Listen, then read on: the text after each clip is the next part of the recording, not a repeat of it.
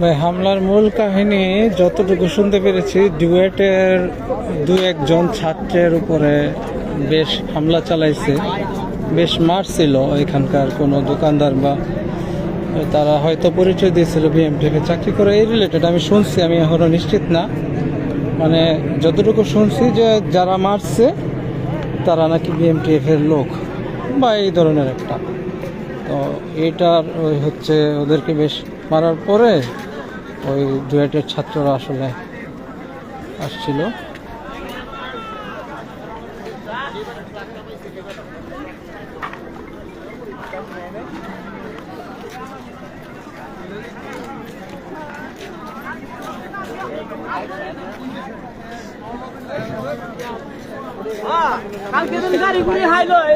অবশ্যই ডুয়েটের ছাত্রদের গায়ে হাত তোলা ঠিক হয় নাই। যে কোনো কাস্টমার বা যে কোনো মেলাতে যারা ঘুরতে আসছে, কোনো দোকানদার তাদের গায়ে হাত তুলবে, এটা তো অনেক বড় একটা স্পর্ধা। এটা আসলে সমর্থন করার মতো না। দোকানদার কখনো কাস্টমারের গায়ে হাত তুলতে পারে না। যদি কাস্টমার একটা কটু কথা বলেন